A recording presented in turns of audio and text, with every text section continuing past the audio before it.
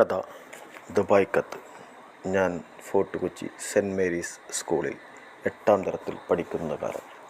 കൂട്ടുകാരികളിൽ മിക്കവരും ഗൾഫുകാരുടെ മക്കളായതിനാൽ അവർ ഗൾഫിൽ നിന്ന് വരുന്ന സമ്മാനങ്ങളും അച്ഛന്മാർ എഴുതുന്ന കത്തുകളെയും കുറിച്ച് എപ്പോഴും സംസാരിക്കുമായിരുന്നു. എൻ്റെ അതേ ബെഞ്ചിലിരുന്ന സംഗീതയും മറിയയും മിക്കപ്പോഴും ഗൾഫ് പെൻസിലുകളും ഇറേസറുകളും കൊണ്ടുവരുമായിരുന്നു. അതിലൊന്നും എനിക്ക് യാതൊരു പുതുമയും തോന്നിയിട്ടില്ല. അതെല്ലാം വിദേശത്തുള്ള അമ്മാവന്മാരിൽ നിന്നും പപ്പയുടെ കൂട്ടുകാരിൽ നിന്നുമെല്ലാം എനിക്ക് കിട്ടുമായിരുന്നു. ഒരിക്കൽ മറിയ അവളുടെ അച്ഛൻ മസ്കറ്റിൽ നിന്നും അയച്ച എയർമെയിൽ കൊണ്ടുവന്നു. ഉച്ചഭക്ഷണത്തിന് ശേഷം ഞങ്ങളോടൊപ്പം ഇരുന്ന് അവൾ കുറച്ച് ഉറക്കെ വായിച്ചു. അച്ഛൻ അവളുടെ വിശേഷങ്ങളെല്ലാം തിരക്കിയിരിക്കുന്നു. അനിയനോട് തല്ലുകൂടാതെ കളിക്കുന്നതിനെക്കുറിച്ചും അടുത്ത അവധിയിൽ നാട്ടിൽ വരുമ്പോൾ പോകാനുള്ള സ്ഥലങ്ങളെക്കുറിച്ചുമൊക്കെ കത്തിൽ എഴുതി കണ്ടപ്പോൾ എൻ്റെ ചങ്ക് കൂട്ടുകാരിയായിരുന്നിട്ടും അവളോട് തെല്ലൊരു അസൂയ തോന്നി. സ്കൂളിൽ നിന്നും മടങ്ങുമ്പോൾ പപ്പയോട് വല്ലാത്ത ദേഷ്യം തോന്നി. പപ്പ എന്തുകൊണ്ടാണ് ഗൾഫിൽ പോകാത്തത്? പിന്നെ തന്നോട് തന്നെ പറഞ്ഞു, പപ്പ ഗൾഫിൽ പോയിരുന്നെങ്കിൽ സമ്മാനങ്ങൾ എനിക്ക് ആഗ്രഹമില്ല.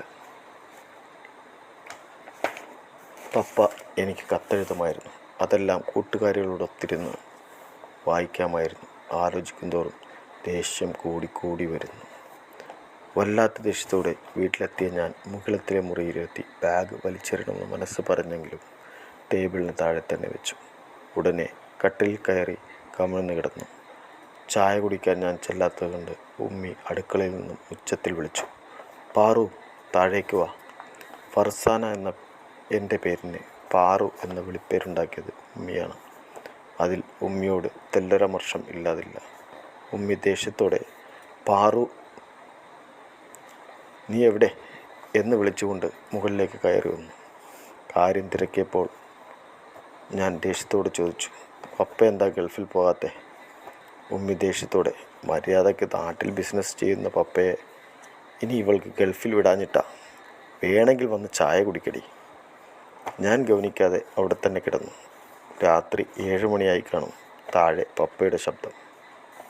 അവൾ എവിടെ? മോളെ, പപ്പ നീട്ടി വിളിച്ചു.